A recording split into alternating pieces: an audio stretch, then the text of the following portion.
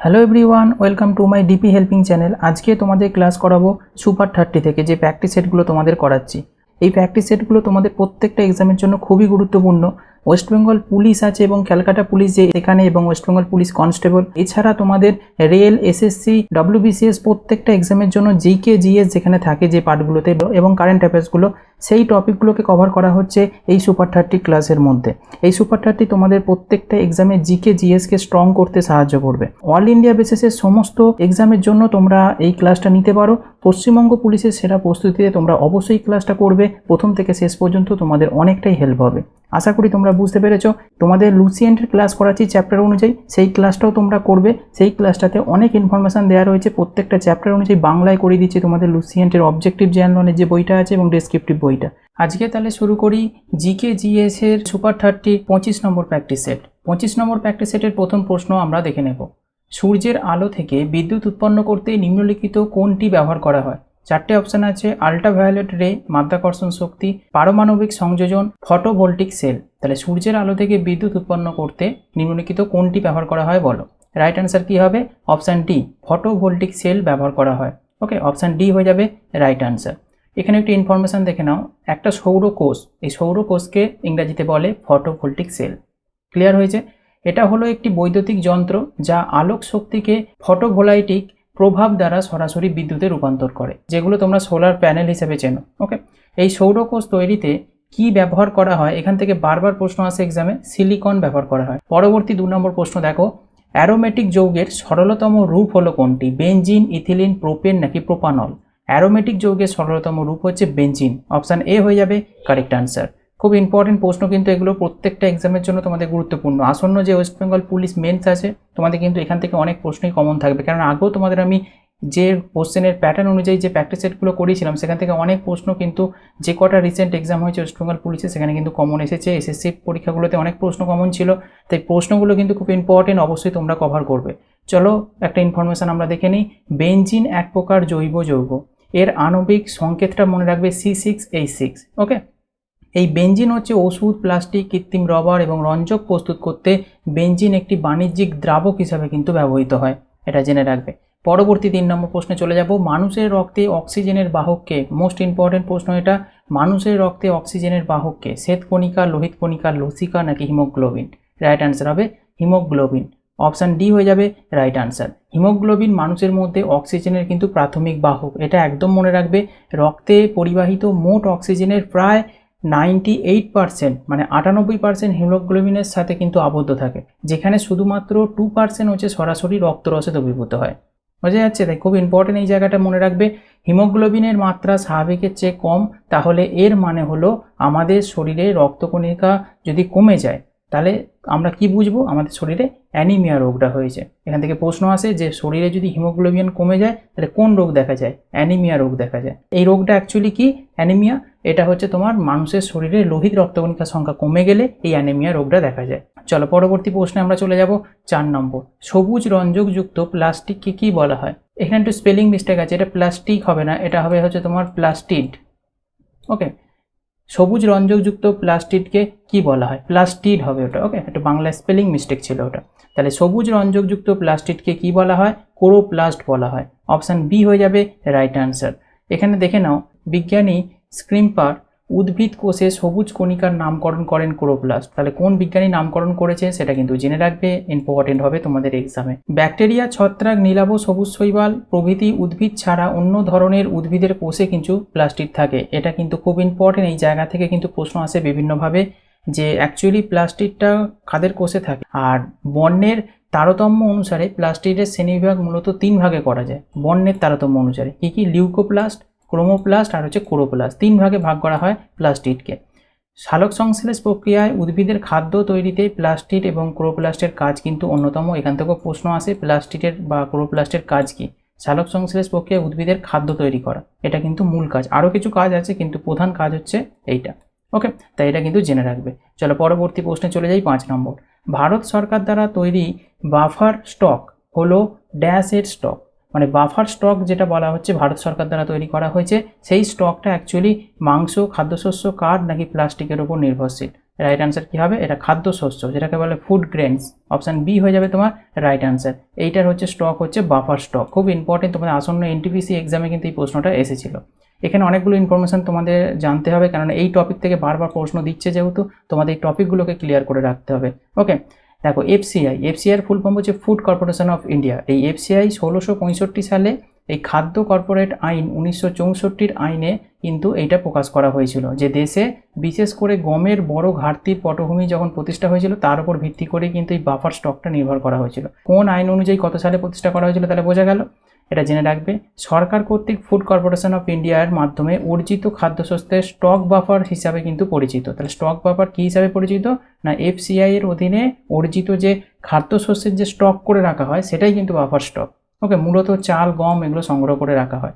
এবার জেনে নাও এগুলো কেন সংগ্রহ করা হয়। সরকার এই বাফার স্টক ব্যবহার করে সমাজের যে দরিদ্র অংশগুলি আছে তাদের খাদ্য শস্য বিতরণ করে বাজার মূল্যের চেয়ে কম দামে। ওকে, এগুলোকে কিন্তু ইস্যু মূল্য বলা হয়। ইকোনমি থেকে প্রশ্ন আসে ইস্যু মূল্য হিসাবে পরিচিত কোনটা। ওকে, বাফার স্টক দুর্যোগের সময়তেও কিন্তু ব্যবহার করা হয়, এবং আবহাওয়ার প্রতিকূল মানে টাইক্লোন হলে বিভিন্ন সময় যে দুর্যোগগুলো দেখা যায়, প্রাকৃতিক দুর্যোগ, সেই সময় খাদ্য ঘাটতির সমস্যা সমাধানের জন্য এই বাফার স্টক কিন্তু ইউজ করা হয়। তা খুব ইম্পর্টেন্ট, কিন্তু এখান থেকে প্রশ্ন যেহেতু এসেছে এই টপিকগুলো তোমাদের কভার করে রাখতে হবে, এখান থেকে প্রশ্ন দেবে। পরবর্তী প্রশ্নে চলে যাব 6 নম্বর। কোন নদীর তীরে হরপ্পা সভ্যতা প্রতিষ্ঠিত হয়েছিল, সিন্ধু, শতদ্রু, রাভি নাকি ভোগোয়া? তাহলে হরপ্পা সভ্যতা প্রতিষ্ঠিত হয়েছিল রাভি নদীর তীরে। অপশান সি হয়ে যাবে রাইট অ্যান্সার। হরপ্পা সভ্যতা 1921 সালে দয়ারাম সাহানি কর্তৃক পাঞ্জাবে কিন্তু আবিষ্কৃত হয়েছে এই হরপ্পা সভ্যতা, বর্তমানে যেটা পাকিস্তানে কিন্তু রয়েছে। ওকে, তাই এটা কিন্তু মনে রাখবে, হরপ্পা সভ্যতা কে আবিষ্কার করেছিল, কত সালে করেছিল, কোথায় করেছিল। হরপ্পা শব্দের অর্থটা জেনে রাখবে, পশুপতির খাদ্য হচ্ছে হরপ্পা শব্দের অর্থ। সিন্ধু নদীর তীরে কিন্তু মহেঞ্জোদারো গড়ে উঠেছে, এটা জেনে রাখবে, যেটা অপশান এতে ছিল সিন্ধু নদী, এখানে মহেঞ্জোদারো গড়ে উঠেছে। আর ভোগোয়া যে নদীটা ছিল এর তীরে লোথাল যে বন্দরটা ছিল এটা গড়ে উঠেছে। এইগুলো থেকে প্রশ্ন কিন্তু পরবর্তী এক্সামে তোমরা অবশ্যই পাবে। ওকে, পরবর্তী 7 নম্বর প্রশ্ন দেখো, সম্পত্তির অধিকার আমাদের মৌলিক অধিকারের থেকে সরিয়ে নিয়ে যেটিকে আইনি অধিকার বলে চালু করা হয়েছে সেটা কত সালে করা হয়েছিল? মানে মৌলিক অধিকারটা সরিয়ে নেওয়া হয়েছিল সম্পত্তির অধিকার থেকে, তা সেটা আইনি অধিকার হিসাবে রাখা হয়েছিল, সেটা কত সালে রাখা হয়েছিল বলতে হবে। এটা রাইট অ্যান্সার হবে 1978 সালে। অপশান বি হয়ে যাবে রাইট অ্যান্সার। প্রশ্নটা কিন্তু মোস্ট ইম্পর্টেন্ট কিন্তু প্রশ্ন প্রত্যেকটা এক্সামের জন্য। 1978 সালে কততম সংবিধান সংশোধনীর মাধ্যমে এটা করা হলো, এখান থেকেও প্রশ্ন আছে। 44তম সংবিধান সংশোধনীর মাধ্যমে এইটা চেঞ্জ করা হয়েছিল। ওকে, এটা নতুন ধারায় রাখা হয়েছে আইনি অধিকার হিসাবে, সেটা কত নম্বর অনুচ্ছেদে রাখা হয়েছে, 300 এতে রাখা হয়েছে সংবিধানে। মৌলিক অধিকার থেকে বাদ দিয়ে এটা আইনি অধিকারে নিয়ে যাওয়া হয়েছে 300 এতে। আর যেখানে বিধান দেওয়া হয়েছে যে আইন কর্তৃক ব্যতীত কোনো ব্যক্তিকে সম্পত্তি থেকে বঞ্চিত করা যাবে না, এটা ওখানে লিখে দেওয়া হয়েছে 300 এতে। চলো পরবর্তী প্রশ্নে চলে যাব 8 নম্বর। একটি ওয়েবসাইট বা ব্রাউজারের মেন পেজকে আমরা কি বলে থাকি? ধরো একটা ওয়েবসাইট তুমি খুলছো বা ব্রাউজার খুলছো, ফার্স্ট যে পেজটা থাকে মেন পেজটা, তাকে আমরা কি বলে থাকি? Grand page, first page, home page নাকি মাস্টার পেজ? রাইট অ্যান্সার হবে হোম পেজ আমরা বলে থাকি। অপশান সি হয়ে যাবে তোমার রাইট অ্যান্সার। কম্পিউটার রিলেটেড প্রশ্ন প্রত্যেকটা এক্সামে তোমাদের থাকবে, সেটা ওয়েস্ট বেঙ্গল পুলিশ হোক বা এসএসসি হোক বা আদার্স কোনো WBCS এর মতো এক্সাম হোক, প্রত্যেকটা এক্সামে কম্পিউটার রিলেটেড প্রশ্ন তোমাদের থাকছে। তাই তোমাদেরকে কম্পিউটার রিলেটেড আমি চ্যাপ্টার অনুযায়ী ক্লাস করাচ্ছি, খুব ইম্পর্টেন্ট ক্লাস। সেই ক্লাসগুলো তোমরা অবশ্যই করে নেবে, ডেসক্রিপশন বক্সে লিঙ্ক দিচ্ছি বা প্লেলিস্টে গিয়ে তোমরা চেক করে নাও। তোমাদের চ্যাপ্টার অনুযায়ী আমি কিন্তু ডিটেলসে ক্লাস করেছি, ওখান থেকে প্রশ্ন কিন্তু এক্সামে খুবই কমন আসছে। চলো পরবর্তী প্রশ্নে চলে যাব 9 নম্বর। ভারতীয় বংশোদ্ভূত প্রথম মহিলা যিনি মহাকাশ চারণ করেছিলেন তিনি কে? তাহলে ভারতীয় বংশোদ্ভূত হিসাবে প্রথম মহিলা হিসাবে মহাকাশ চারণ করেছিলেন কে? যমুনা কৃষ্ণন, কল্পনা চাওলা, সুনিতা উইলিয়ামস নাকি উপরের কেউ নয়? রাইট অ্যান্সার হবে কল্পনা চাওলা। অপশান বি হয়ে যাবে রাইট অ্যান্সার। কলম্বিয়ার নভোযান বিপর্যয়ে যে 7 জন মহাকাশচারী এবং ক্রু হচ্ছে মৃত্যুবরণ করেছিল তার মধ্যে একজন ছিলেন এই কল্পনা চাওলা। 1997 সালে মহাকাশে যাওয়া প্রথম ভারতীয় বংশোদ্ভূত মহিলা হিসাবে এই কল্পনা চাওলার নাম কিন্তু উজ্জ্বল নক্ষত্র হিসাবে প্রতীয়মান আছে। 6 বছর পরে 1 ফেব্রুয়ারি 2003 সালে তিনি কিন্তু মারা গিয়েছিলেন এই কলম্বিয়ার নভোযান বিপর্যয়ে। ক্লিয়ার হলো বিষয়টা? তাহলে এটা কিন্তু জেনে রাখবে, এখান থেকে প্রশ্ন কিন্তু দেয়। ওকে, চলো পরবর্তী প্রশ্নে আমরা চলে যাব 10 নম্বর। নিম্নের কোন ভারতীয় নদীটি পশ্চিমঘাট থেকে উদ্ভূত নয়? এই নয় রিলেটেড প্রশ্নগুলো তোমাদের এখন লেটেস্ট প্যাটার্নে চলছে, তাই এই রকম টাইপের প্রশ্নগুলো তোমাদের কভার করে যেতে হবে এক্সামের জন্য। তাহলে কোন ভারতীয় নদীটি পশ্চিমঘাট থেকে উদ্ভূত হয়নি, মানে পশ্চিমঘাট থেকে উৎপত্তি লাভ করেনি সেটা বলতে হবে। রাইট অ্যান্সার হবে তাপ্তি যে নদীটা আছে, 4টে অপশানের মধ্যে তাপ্তি নদীটা হচ্ছে পশ্চিমঘাট থেকে তোমার উৎপন্ন হয়নি। তাপ্তি নদীর উৎস হচ্ছে কোথা থেকে না, দক্ষিণ মধ্যপ্রদেশের সাতপুরা পর্বতশ্রেণীর পূর্ব ভাগ থেকে। এটা জেনে রাখবে। আর এই যে নদীটা আছে তাপ্তি নদী, এর দৈর্ঘ্যটা হচ্ছে 724 কিলোমিটার। এটা কোন কোন রাজ্যের মধ্যে দিয়ে প্রবাহিত হয়েছে? মহারাষ্ট্র, গুজরাট, মধ্যপ্রদেশ, এই সমস্ত রাজ্যের মধ্যে দিয়ে প্রবাহিত হয়েছে। এগুলো জেনে রাখবে। এক্সামের প্রিভিয়াস ইয়ারের প্যাটার্ন তোমাদের যেরকম থাকে সেই রকম টাইপগুলো তোমরা যদি কভার করে যাও এক্সামে আশা রাখছি তোমরা 90% প্রশ্ন কিন্তু কমন পেয়ে যাবে।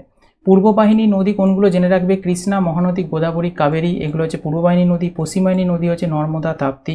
ওকে, এগুলোর নাম মনে রাখবে, এখান থেকে প্রশ্ন কিন্তু দেয়। তোমাদের আমি আগেও করেছি নদ নদীগুলো, প্রত্যেকটার উৎপত্তি করেছি। পরবর্তী প্রশ্ন দেখা 11 নম্বর, ভারতে প্রথম কবে ব্যাংকগুলির জাতীয়করণ করা শুরু হয়? খুব ইম্পর্টেন্ট, এই প্রশ্নটা বারবার এক্সামে আসে। রাইট আনসার হবে 1949-এ জাতীয়করণ করা শুরু হয়েছিল। অপশান এ হয়ে যাবে রাইট আনসার। এখানে একটু স্পেলিং মিস্টেক আছে, এটা জাতীয়করণ হবে। ভারতের জাতীয়করণ প্রথম ব্যাংক ছিল ভারতীয় রিজার্ভ ব্যাংক। 1949 সালের জানুয়ারিতে যেটা হয়েছিল, 1 জানুয়ারি 1949-এ তোমার জাতীয়করণ করা হয় আরবিআইকে। ওকে, এটা প্রথম করা হয়েছিল। পরে আরও 14টি ব্যাংকে জাতীয়করণ করা হয় 1969 সালের জুলাই মাসে। এটা কিন্তু জেনে রাখবে। প্রথমে আরবিআইকে করা হয়েছিল 1949-এর 1 জানুয়ারি, আর পরবর্তীতে তোমার 1969 সালে আরও 14টি ব্যাংকে করা হয়েছিল জাতীয়করণ। ক্লিয়ার হলো বিষয়টা? চলো পরবর্তী প্রশ্নে আমরা চলে যাব। 12 নম্বর, শেভিং আয়না হিসাবে ব্যবহৃত আয়নার প্রকারের নাম কি? শেভিং করা মানে চুল কাটা, দাড়ি কাটা, যে সেলুনে যে আমরা আয়নাগুলো ব্যবহার করে থাকি সেই ব্যবহার করা আয়নাকে কি বলা হয়? অবতল আয়না, উত্তল দর্পণ, সমতল আয়না নাকি স্বচ্ছ আয়না? রাইট আনসার হবে অবতল আয়না, যেটাকে বলা হয় কনকেভ। ইংলিশ টার্মটাও কিন্তু মনে রাখবে, অনেক সময় এইটা কি বাংলা ফর্মে লিখে দেয় কনকেভ। ওকে, কনভেক্স হচ্ছে উত্তল, আমাদের আনসার হবে অবতল। ওকে, এগুলো জেনে রাখবে। অবতল আয়নার কিছু ব্যবহার প্রশ্ন দিয়ে দেয়, বিশেষ করে শেভিং থেকেই দেয়। শেভিং আয়না ব্যবহার করা হয়, এছাড়াও কিন্তু হেড মিরর যেগুলো থাকে সেখানে ব্যবহার করা হয়। অবতল আয়না চক্ষু যে যন্ত্র হিসেবে ব্যবহার করা হয়, চোখের ডাক্তারখানায় ব্যবহার করা হয়। এখান থেকে প্রশ্নটা গ্রুপ ডিতে অনেকবার এসেছে। অবতল দর্পণ জ্যোতির্বিদ্যার যে টেলিস্কোপ সেখানে ব্যবহার করা হয়। অবতল আয়না হেডলাইটে ব্যবহার করা হয়, এখান থেকেও প্রশ্ন আসে। সৌরচুল্লিতে ব্যবহার করা হয় এই কনকেভ বা অবতল আয়না। বোঝা গেল? তো এইগুলো কিন্তু অবতল আয়নার ব্যবহার, এগুলো জেনে রাখবে, প্রশ্ন দেয় এখান থেকে। পরবর্তী প্রশ্নে চলে যাব। 13 নম্বর, বিজয়নগর সাম্রাজ্য কত শতাব্দীতে প্রতিষ্ঠিত হয়েছিল? তোমাদের আমি আগের দিনই বলছিলাম আমি বিজয়নগর সাম্রাজ্যটা মোস্ট ইম্পর্টেন্ট। বিজয়নগর সাম্রাজ্য থেকে কিছু না কিছু এক্সামে প্রশ্ন এসেই থাকে, তা সেটা বিভিন্নভাবে আসে। তাহলে এখানটা রাইট অ্যান্সার কী হবে বলো? বিজয়নগর সাম্রাজ্য কত শতাব্দীতে প্রতিষ্ঠিত হয়েছিল? 14 শতাব্দীতে। অপশান সি হয়ে যাবে তোমার রাইট অ্যান্সার। ওকে, এখানে জেনে নাও যেগুলো ইম্পর্টেন্ট বিজয়নগর সাম্রাজ্য সম্পর্কে, অবশ্যই তোমাদেরকে মুখস্থ করতে হবে। 1336 সালে বিজয়নগর সাম্রাজ্য প্রতিষ্ঠিত হয়েছিল। ওকে, সালটা জিজ্ঞাসা করলে 1336 বলবে, আর শতাব্দীতে বললে 14 শতাব্দী। ওকে, বিজয়নগর সাম্রাজ্য কে প্রতিষ্ঠা করেন? হরিহর ও বুক্কা।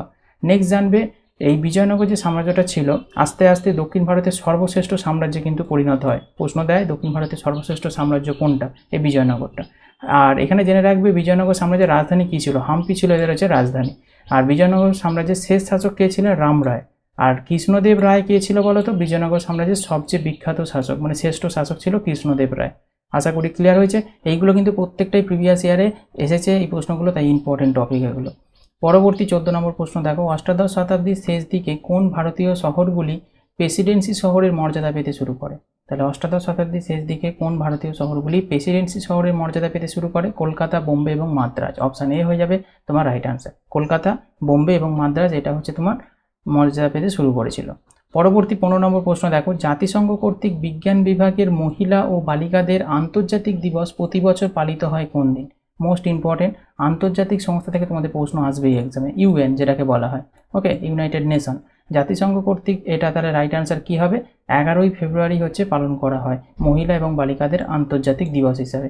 অপশান সি হয়ে যাবে রাইট আনসার। এই প্রশ্নটা তোমাদের এসএসসিতে, রেলেতে, সমস্ত জায়গাতে কিন্তু বারবার রিপিট হচ্ছে। পরবর্তী প্রশ্নে চলে যাব 16 নম্বর, কাদামাটির মতো পদার্থ বক্সাইডে নিম্নলিখিত কোন খনিজটি বিদ্যমান থাকে? তাহলে বক্সাইডে কোন খনিজ বিদ্যমান থাকে বলো? এই খনিজগুলো থেকে প্রশ্ন আসে। অ্যালুমিনিয়াম, লোহা, কয়লা নাকি থোরিয়াম? রাইট আনসার হবে অ্যালুমিনিয়াম। অপশান এ হয়ে যাবে রাইট আনসার। এখানে দেখে নাও ইনফরমেশান, অ্যালুমিনিয়ামের প্রধান আকরিক হচ্ছে এই বক্সাইড। এখান থেকে বারবার প্রশ্ন দেয়, প্রশ্নটাকে ঘুরিয়ে তোমাদের এই প্রশ্নটা করেছে, বক্সাইডে কোন খনিজ বিদ্যমান থাকে? ওকে, অ্যালুমিনিয়াম। তাহলে অ্যালুমিনিয়ামের প্রধান আকরিক হচ্ছে বক্সাইড, যার সংকেতটা তোমাদের আমি দিয়ে রেখেছি, এটা জেনে রাখবে। প্রশ্নে অনেক সময় পুরো নামটা না দিয়ে বক্সাইডের সংকেতটা দিয়ে দেয়। বক্সাইডে প্রায় 60% অ্যালুমিনিয়াম থাকে, এটাও জেনে রাখবে। ভারতের মহারাষ্ট্রে সবচেয়ে বেশি বক্সাইড পাওয়া যায়, এটাও জেনে রাখবে, প্রশ্ন দেয়। এবার জানো লোহার প্রধান আকরিকগুলো কী কী?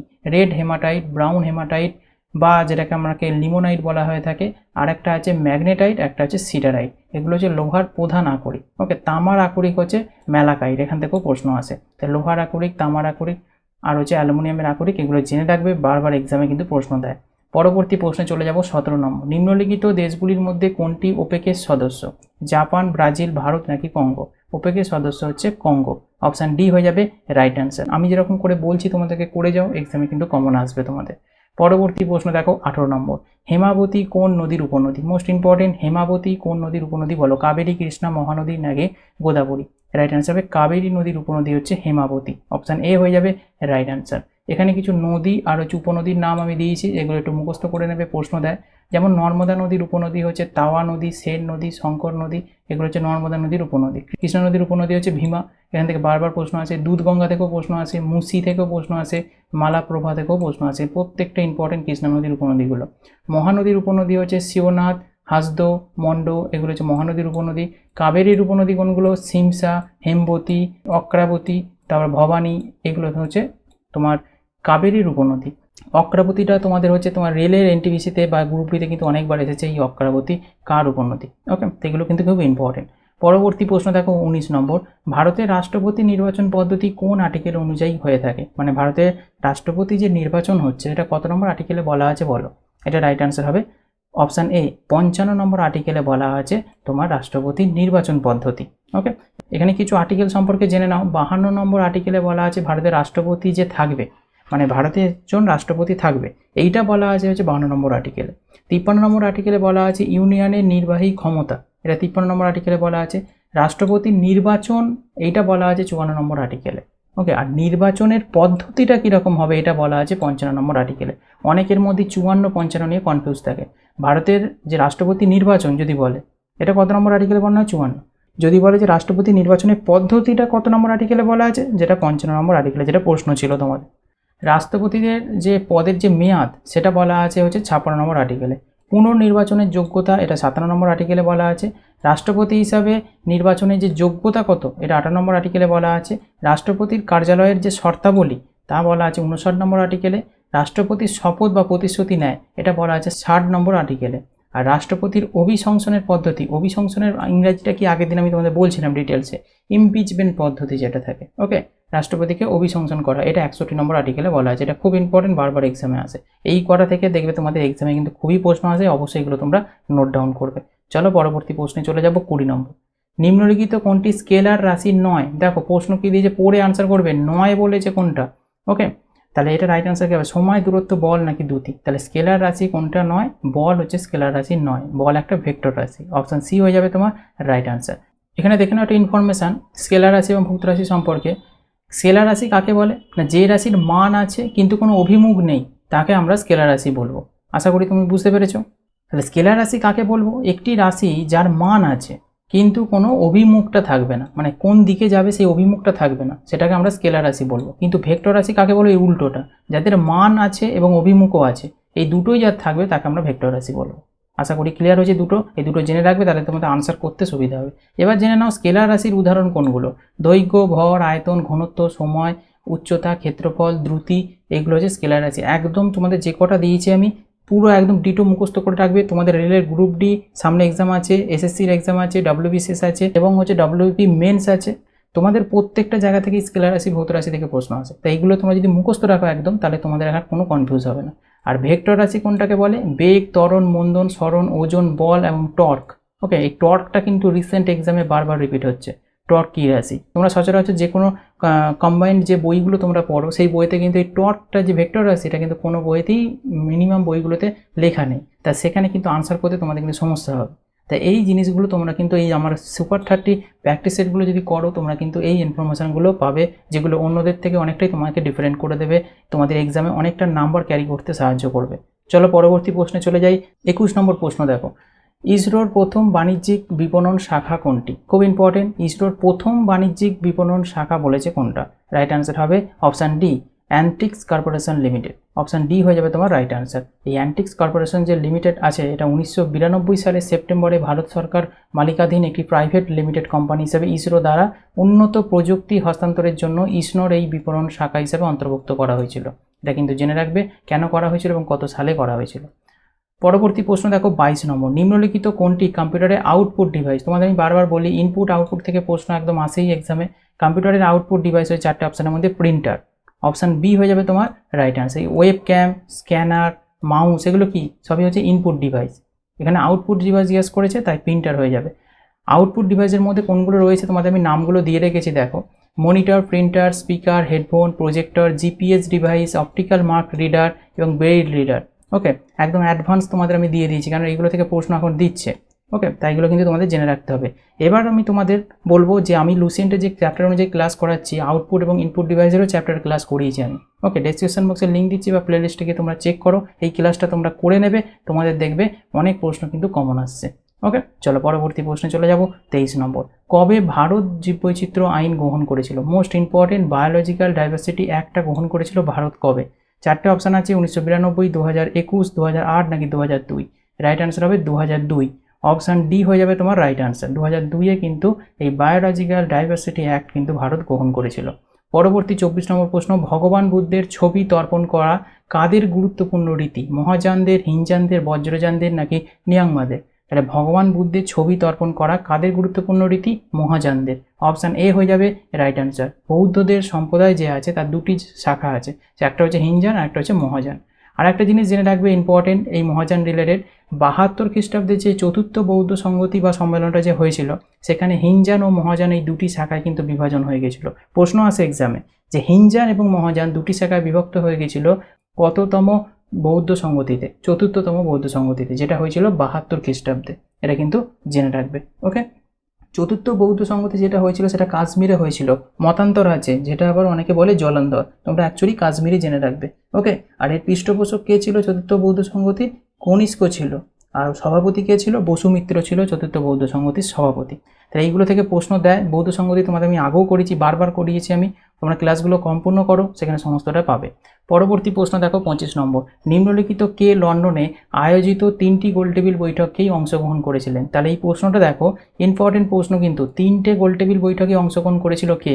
মোহাম্মদ আলী জিন্নাহ, সুভাষচন্দ্র বসু, বি.আর. আম্বেদকর, কে.টি. পাল। 3টে গোলটেবিল বৈঠকে অংশগ্রহণ করেছে বি.আর. আম্বেদকর। প্রশ্নটা কিন্তু বারবার আসে।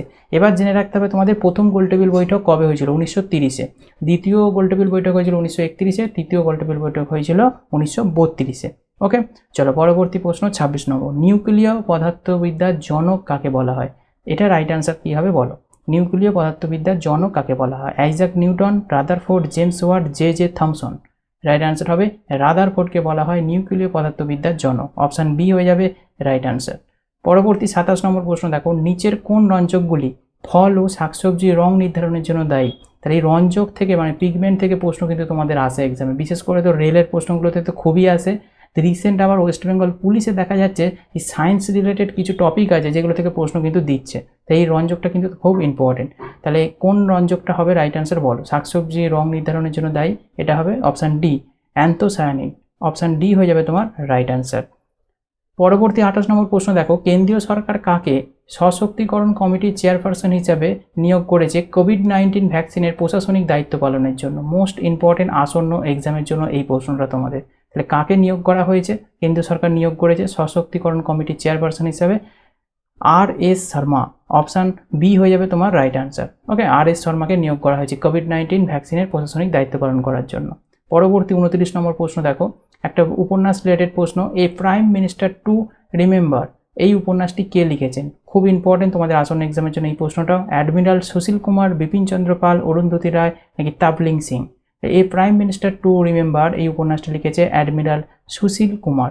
অপশান এ হয়ে যাবে তোমার হচ্ছে রাইট অ্যান্সার। ওকে, পরবর্তী 30 নম্বর প্রশ্ন দেখো, এটাই এই সেটের লাস্ট প্রশ্ন, কোন বছর ভারত G20 শীর্ষ সম্মেলন আয়োজন করবে? তাহলে ভারত G20 শীর্ষ সম্মেলন আয়োজন করবে কোন বছর? 2025, 23, 22 নাকি 2027? রাইট অ্যান্সার হবে 2023-এ। অপশান বি হয়ে যাবে তোমার রাইট অ্যান্সার। ওকে, এবার জেনে নাও কিছু ইনফরমেশন যেগুলো খুবই ইম্পর্টেন্ট। 16তম সামিট 2021 আয়োজন করেছে G20 হচ্ছে ইতালির রোমেতে। ওকে, 17তম সামিট যেটা 2022-এ অনুষ্ঠিত হয়েছে সেটা হচ্ছে ইন্দোনেশিয়ার বার্লিতে। ওকে, আর 2023-এ 18তম সামিট যেটা হবে সেটা হচ্ছে ভারতের নয়াদিল্লিতে। তো এই জিনিসগুলো তোমাদের জেনে রাখতে হবে, সামিট থেকে কিন্তু প্রশ্ন দেয় এক্সামে। ওকে, আর কততম সামিট এটাও কিন্তু জেনে রাখবে, এখান থেকেও প্রশ্ন দিতে দেখা গেছে প্রিভিয়াস ইয়ারে। তাহলে বোঝা গেল যে 30টা সেট কেমন লাগলো অবশ্যই তোমরা জানিও। যদি হেল্পফুল মনে হয় এটা লাইক করে অবশ্যই শেয়ার করে দিতে ভুলো না। তোমাদের ক্লাসগুলো খুবই ইম্পর্টেন্ট প্রত্যেকটা এক্সামের জন্য। ওকে, তাহলে তোমরা অবশ্যই ক্লাসটাকে লাইক করে শেয়ার করে দিও। Thank you, thanks for watching this video.